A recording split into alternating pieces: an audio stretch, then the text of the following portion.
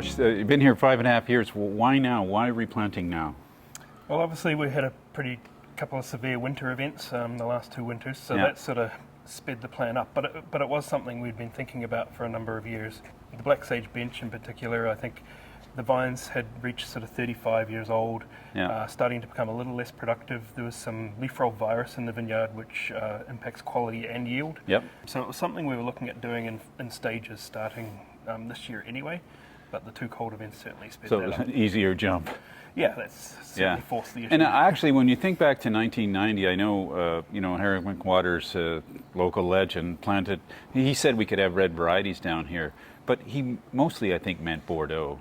Yep. And I think there's there's more here. Like, what's the difference now, 25 years later? How would you see the differences in planting now than what happened back then? Yeah, I think Bordeaux was the obvious choice back then because customers knew what it was. It was easy for them. But now with the proliferation of less common varieties in the valley, we've had a lot of pioneers planting things like Tempranillo, Sangiovese, and they've done well. So I think what's happened in the last few years is we learned about what can be planted in specific regions and what does well. So now we've got the opportunity to really fine-tune what we're planting and get the right vines in the right bit of dirt. And how much does it matter about what a winemaker wants too? Because I know that you've planted some Tempranillo. Most people don't even know what Tempranillo is. Yeah. What's that all about? Well, I think, like Tempranillo is a passion project of mine, but we had done the research since 2015 working with Tempranillo. We know it can succeed. We think we know where it can grow well and how to grow it. But ultimately, it's the consumer that decides what we should be planting. Yeah. That's important. But I guess when I talk about changes, the Tempranillo is bush vines. Like we don't see any bush vines hardly at all in British Columbia. Will it survive? What's the whole ethos behind that? Yeah, the hope is that bush vines will be more resilient to things like drought and extreme heat. Obviously, that bush architecture to the vine shades the fruit, which we need during our really hot summers. And so bush vines are one way to mitigate the extreme heat and the cooked fruit flavors you can get if the fruit's exposed. The other benefit to bush vine training is it's a really gentle way to prune vines, and it protects the sap flow inside the vine. Yeah. And the thought in Spain is that structure is helping keep the vines resilient to those more extreme conditions. I love it that you said Spain. So obviously you went to what, Rioja or Ribeiro or where? Yeah, both. Yeah, I spent some time in Ribera del Duero and Rioja last year and learned a lot from these from growers that have been working with the same vineyards for 80 years, and what they're seeing is the 80-year-old bush vines are doing better during climate change than the 20, 30, 40-year-old more modernly trained vines. That sort of brings me to farming, because when we first met, you were a big organic guy, and so what's happening with all the new plantings? How will the farming roll out here now in the next 25 years? Yeah, that's a great question. So we're learning all the time. We're still organic. We'll be certified organic as soon as we can have a crop again. I think the next thing on our radar is farming more regeneratively, protecting the soil with a permanent ground cover. It's not easy to do in our dry environment, but we think that will give us great benefits for protecting the organic matter in the soil, the microbes in the soil, and ultimately creating a colder environment for the vines to grow because you've got that moisture protection layer. And I think cool down the whole vineyard. What can you tell us about the soil on the Black Sage bench? Because, for years it was called the beach and, just sand. Is it just sand? I mean, I remember talking to Pedro Parra, said it might be sand, but they're all different sized grains and all this sort of thing going on. Yeah, we have a lot of sand, very coarse sand here on the Black Sage bench, which is great for heat accumulation and rebounding heat back to the vines. So that's why it's got its reputation for growing big ripe red wine. Right. But mixed into that, there is organic matter. Darker particles, and it's our job to sort of protect and build on them to help give the vines nutrients and microbes to release those nutrients. A lot of people want me to tell them what's going on in the Okanagan, but I would rather you explain a bit of the things that they're seeing when they come by from white cones, from old abandoned vineyards. Like, what are all the techniques that are happening right now with this freeze, the post of the freeze? I think there's a lot of different techniques happening at the moment. Obviously, some people like us, they've made the difficult decision to replant their vineyards, so that's where the white cones come in. You're protecting the young vines as they grow their trunks. Yeah. So a lot of replanting going on and will continue to go on over the next couple of years.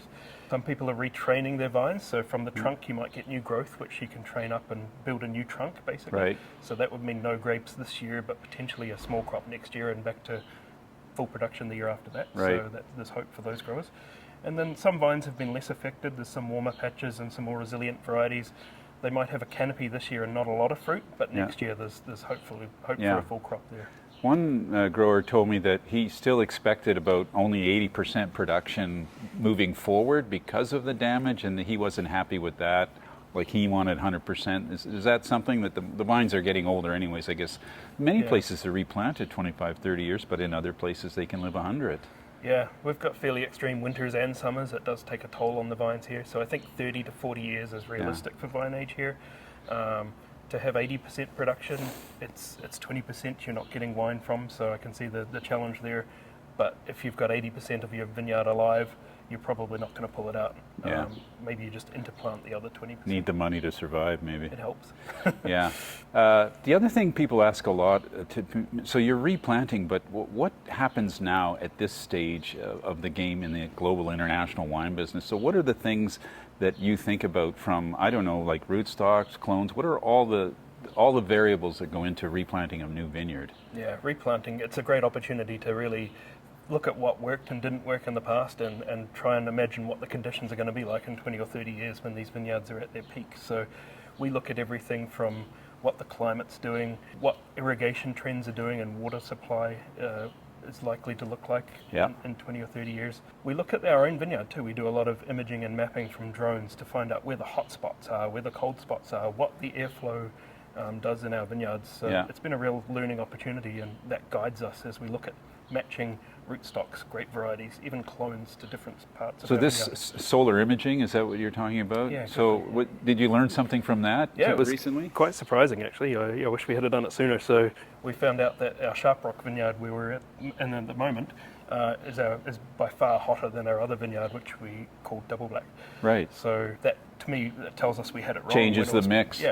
We had too much Merlot planted in our hottest parts of our vineyard, and it was really struggling. And we knew it was struggling, but we didn't know it was the hottest part at the time. Now we do, so we'll replant that to Cabernet Sauvignon Carmenere varieties that need and thrive in that heat, and the Merlot can go to some colder spots in our vineyard.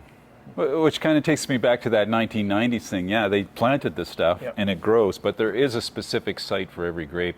What about Syrah? A lot of people are worried about Syrah. You've made some pretty famous Syrahs. Yeah, I love Syrah, so I'm not giving up on Syrah. So we learnt through the first cold winter we had two winters ago that it survives on the steepest slopes. So that sort of guided our decisions for what we've just planted this spring. We've planted Syrah on some of our steeper slopes because the cold air drainage, the cold air drains from those areas first, keeping them warmer. So we still believe in Syrah. It's got a great 30, 40 year history growing in this since the 1990s, like you say. There's been some amazing Syrah grown here, and we want to continue that. Yeah. We've just got to give it the best spot to survive. It's funny because it's such a huge wine. And yet it's such a tender variety. Sensitive variety, like all those from the south of France. But at the same time, it thrives in the heat. It just loves that Okanagan summer heat. When you took over here, Ross, we had a quick chat about maybe the style. Nota Bene was a wine that people bought, and they almost bought it unseen, untasted. It was loved by everybody. But you said you only needed a few tweaks here at the time. I think it was less oak and maybe picking earlier.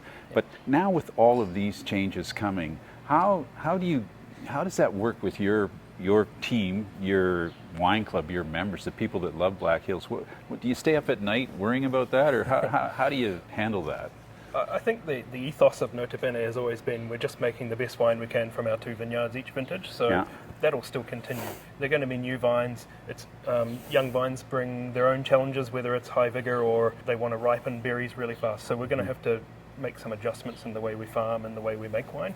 But ultimately, the goal is still going to be to get the best blend out of these 2 vineyards.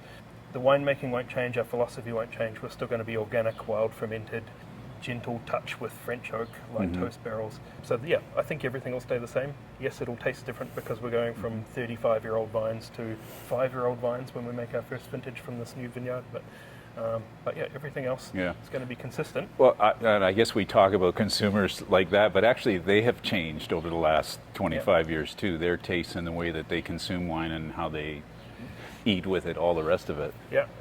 For sure. And I think as one big thing for us is we want to be really transparent as we make these changes, and as we go on this journey, we're on a learning journey as well. So we've started a blog on our website which explains the reasons why we're planting what we're planting, where we're planting different varieties. yeah, we want to be transparent. So will you follow up with that info on your blog perhaps Yeah. every year so people know how it's going when you're not 100%. too busy? Yep, 100. Like we got 5 minutes of your time. So. No, I think it's important to share what we're up to. Like our consumers just love Black Hills, and Yeah. obviously we're going through a period of change. So the Yeah. more we can tell them about what we're doing and why we're doing it, the more comfortable they'll be. A lot of people probably don't know you're a master of wine. For me, it means you're a super curious wine person. Are you continuing that, and will you have the time to explore the global wine business to see more and learn more? Yeah, it's always a challenge, but yeah, I think finding time to remain curious, to travel. To me, travel is where I learn the most. Speaking with other regions who are going through similar or who have already been through something similar, even being inspired by someone who's making something completely different in a different climate. You can learn something from these people, whether it's about vinification or fermentation. So I think continuing to travel, continuing to read, it's very important, and you have to make time for it. Ross, thanks for your time today. Thank you. And I'll be back to see how things are going. Yeah, hopefully we get some big green canopy. It'll be fun.